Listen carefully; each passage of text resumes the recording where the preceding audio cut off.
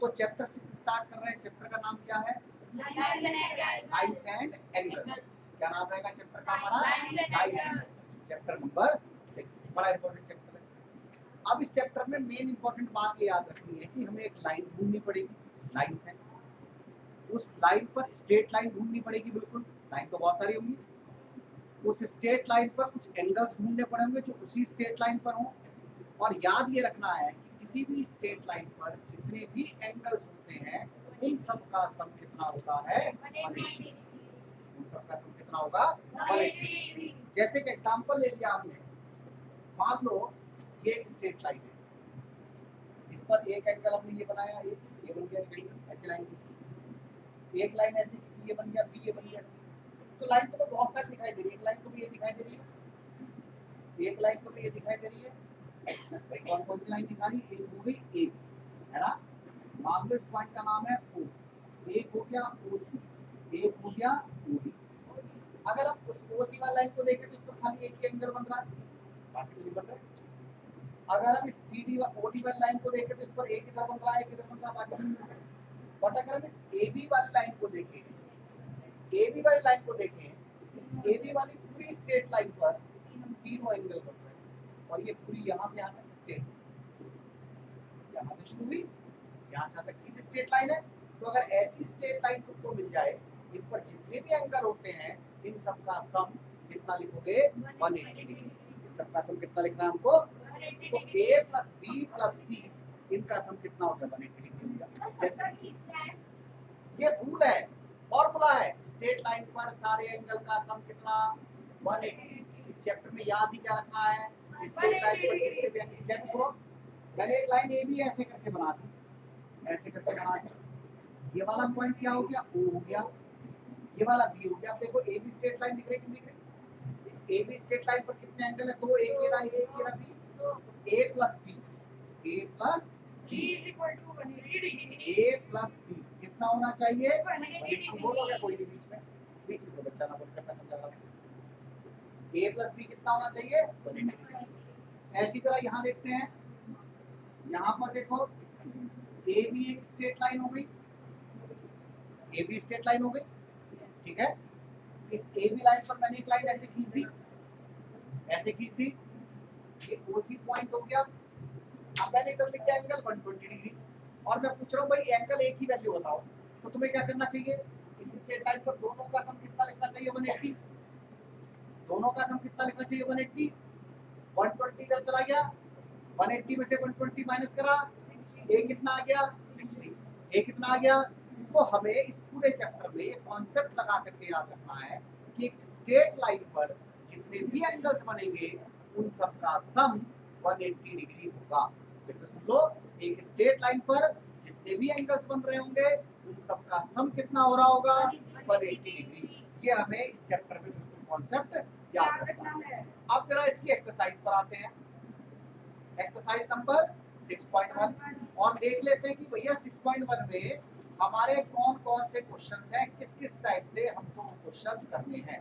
Exercise number 6.1 बहुत सारी theory दे रखी है चैप्टर में और इंट्रोडक्शन में, वो सारी तुमको पढ़नी है। ये हमारा क्वेश्चन नंबर फर्स्ट दिया हुआ है।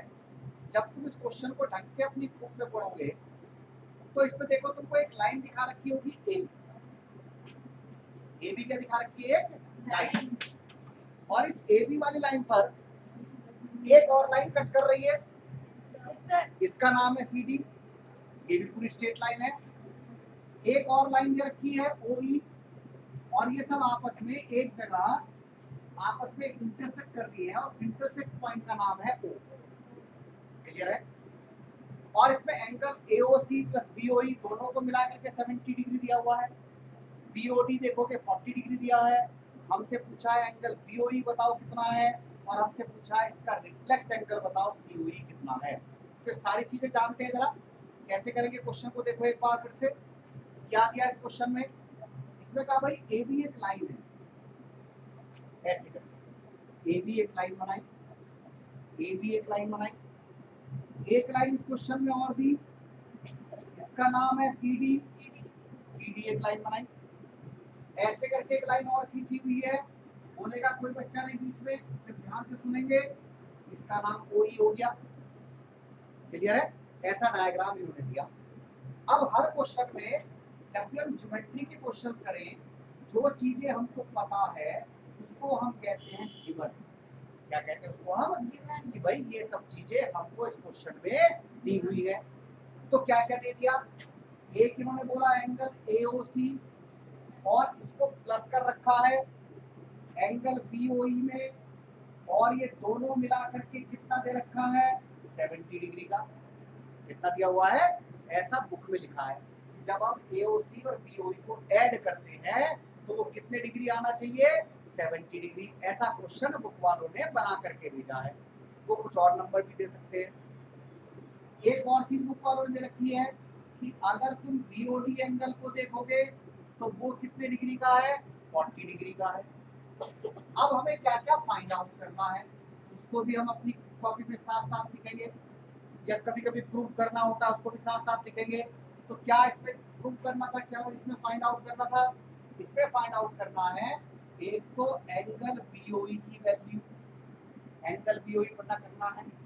एक पता करना रिफ्लेक्स, बताऊंगा मैं रिफ्लेक्स का मतलब क्या होता है। रिफ्लेक्स एंगल COE ये हमको पता करना है। तो जब भी ज्योमेट्री का कोई भी क्वेश्चन एग्जाम में आएगा, डायग्राम पेंसिल से बनाओगे, डायग्राम पेंसिल से बनाओगे और जो गिवन है वो भी लिखोगे, और जो फाइंड आउट करना है या जो प्रूफ करना है वो भी तुमको अपनी कॉपी में लिखना पड़ेगा बिल्कुल ठीक से। अब आगे की बात सुनो, क्वेश्चंस कैसे सॉल्व करेंगे। तो हर किसी को गिवन लिखना है और फाइंड आउट लिखना है। अब इसको सॉल्व कैसे करें? तो तुम्हें क्या करना होगा, जब ये क्वेश्चन तुम सॉल्व करोगे तुम स्ट्रेट लाइन ढूंढ लो कौन कौन सी है, और ये देख लो उस पर ये एंगल आ रहे हैं कि नहीं आ रहे। क्या बोला मैंने सेंटेंस? जो स्ट्रेट लाइन है वो हमें ढूंढनी है, और ये देखना है कि उन स्ट्रेट लाइन पर ये एंगल हमारे आ रहे हैं या ये एंगल नहीं आ रहे। तो जरा देखो भाई, एक हमको इस क्वेश्चन में दिया था, अगर तुम इस क्वेश्चन की ठीक से बात करोगे तो एक हमें दिया था AOC और BOE। AOC देखो ये रहा। अच्छा, किसी भी एंगल में 3 पॉइंट होते हैं, क्या बोल रहे हैं? A, फिर क्या है O, और फिर क्या है C। जब 3 पॉइंट होंगे तब एक एंगल बनेगा। एक एंगल में कितने पॉइंट? 3। 8th में सीखा तुमने, 7th में सीखा तुमने। AOC, फिर से सुनो, AOC, AOC। अच्छा, मैं कौन सी लाइन की बात कर रहा हूँ? मैं ऑन लाइन AB। कौन सी लाइन लेके चल रहा हूँ मैं? AB वाली लाइन। कौन सी वाली लाइन लेके चल रहे भैया हम? AB वाली लाइन, ऑन लाइन AB। तो इस पर एक एंगल AOC है। अब अगर मैं इस एंगल का तुमसे नाम पूछूं, मैं बोलना नहीं है, होना क्या चाहिए एंगल ये? COE। क्या होना चाहिए? Plus angle COE। पहला एंगल हो गया इस लाइन पर, AB वाली लाइन की बात चल रही है। ये वाला एंगल भी हो गया, ये भी हो गया। इस लाइन का एक ये वाला एंगल बचा। इसका नाम क्या है? इसका नाम है BOE। देखो BOE। जब भी नाम लिखते हैं तो या तो इस किनारे से स्टार्ट करो EOB, या इस किनारे से स्टार्ट करो BOE।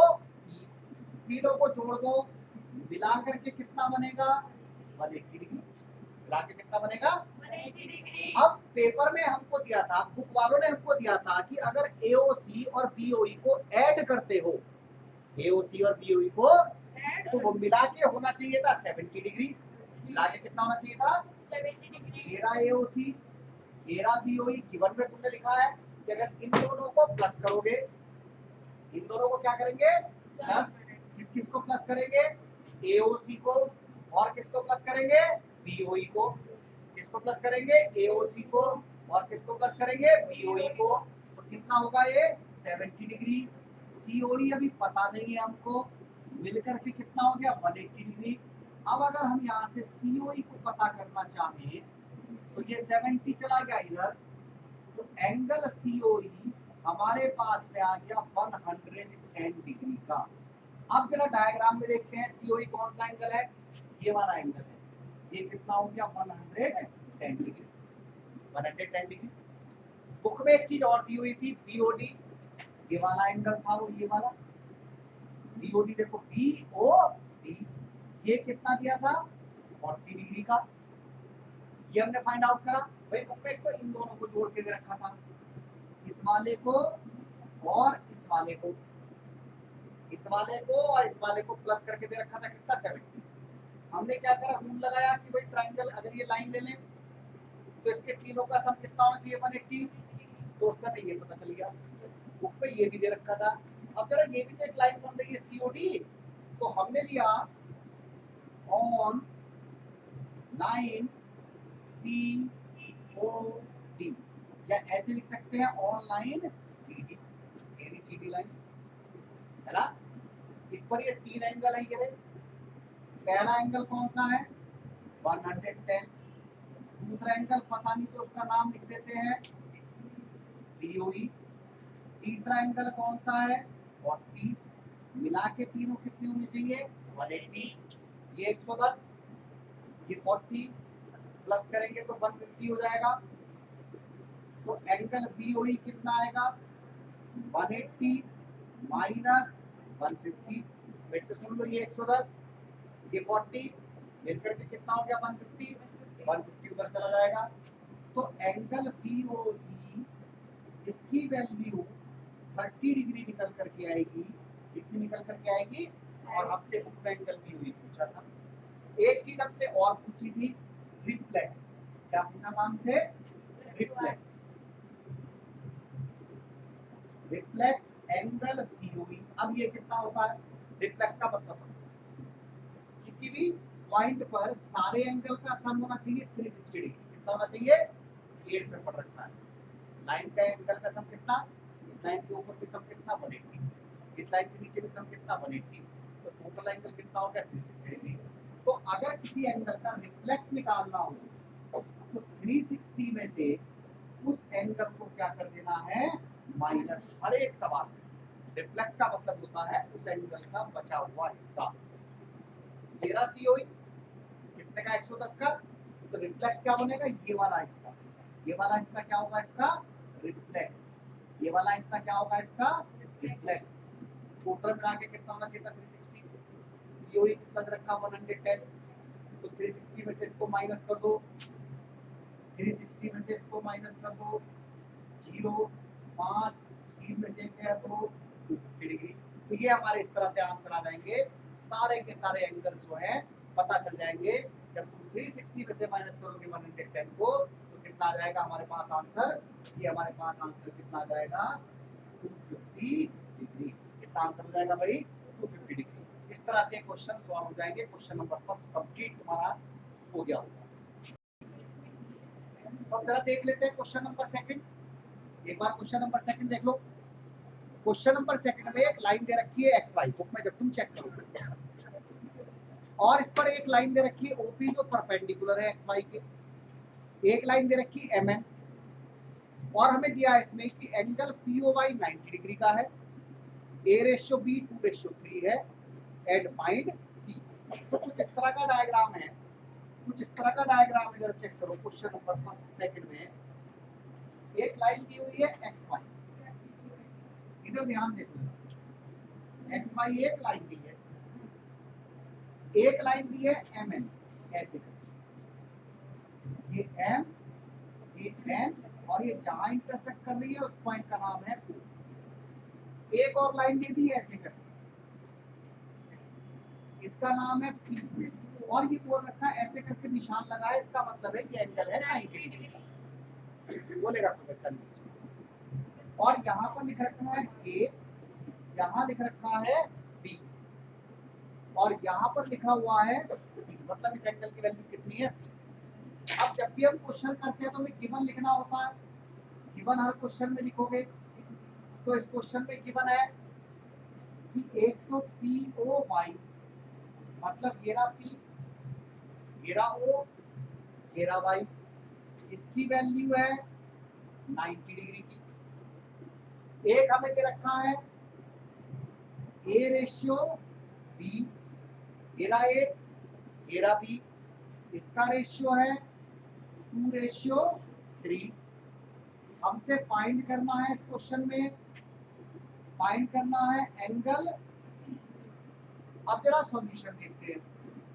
देखो सबसे पहले इन्होंने A/B दिया था। जब हम चैप्टर 12 करते थे वहां भी हमने देखा था कि अगर रेशियो दिया हुआ हो उसका मतलब होता है लोएस्ट टर्म में अगर रखा है इसके साथ हम x लिख दिया करते थे। क्या लिख दिया करते थे? तो यहाँ से हमें सीधा सीधा पता चल रहा है एंगल A की वैल्यू है 2x और एंगल B की वैल्यू कितनी है 3x। A/B कितना था 2/3। तो एंगल A की वैल्यू कितनी है 2x, एंगल B की वैल्यू कितनी है 3x। अब अगर हम ये लाइन चेक करें ऑन लाइन एक्स वाई, घेरा एक्स घेरा y, on line x y घेरा एक्स घेरा वाई, तो होना क्या चाहिए? ये एंगल कितना है इस पर B, ये एंगल कितना है A और ये एंगल कितना है 90। मिलाकर के पूरी लाइन बन गई। मिलाकर के तीनों का सम कितना होना चाहिए 180। B की वैल्यू थी 3x, A की वैल्यू 2x, ये 90 मिला के होना चाहिए 180। 3x 2x आपस में ऐड हो सकते हैं, ये हुआ 5x। 180 माइनस 90 तो ये 5x। 180 में से 90 माइनस करा क्या बचा 90। तो x की वैल्यू कितनी हो गई 90/5। तो केवल अभी हमें x पता चल रहा है कि x हमें कितना लेना था 80 डिग्री लेना था। x हमें कितना लेना था 80 डिग्री। तो एंगल A कितना होना चाहिए? A कितना था 2x, तो A होना चाहिए 2 × 80। अगर A पूछते तो उसका आंसर कितना आता 36। A इन्होंने पूछा नहीं है बट अगर A पूछते तो उसका आंसर कितना आता 36 डिग्री। अगर ये B पूछते तो ये लिखा B 3x, ये लिखा B 3x, तो उसका आंसर कितना होना चाहिए था 54 डिग्री। बट इन्होंने हमसे पूछा है C। क्या पूछा है? अब C कैसे निकालें? जरा इस लाइन पर ध्यान से देखो, B और C वाली लाइन पर। कौन सी वाली लाइन पर ध्यान से देखना है? MN लाइन पर। कौन सी लाइन की बात कर रहा हूं मैं? MN लाइन की बात कर रहा हूं। तो हमने लिया ऑन लाइन MN। कौन सी लाइन ले ली हमने? MN। MN पर एक B है और एक C है, तो B प्लस C मिला के कितना होना चाहिए 180। B की वैल्यू कितनी 54, C पता नहीं, मिला के कितना होना चाहिए 180। तो C कितना हो गया 180 माइनस 54। C कितना हो गया 180 माइनस 54। यानी कि अगर तुमने 180 में से 54 माइनस कर दिया तो कितना बचा यहाँ पर हमारे पास में 126 डिग्री। ये जो एंगल C था इसकी वैल्यू कितनी आ जाएगी 126 डिग्री। कितनी वैल्यू होगी इसकी 126 डिग्री।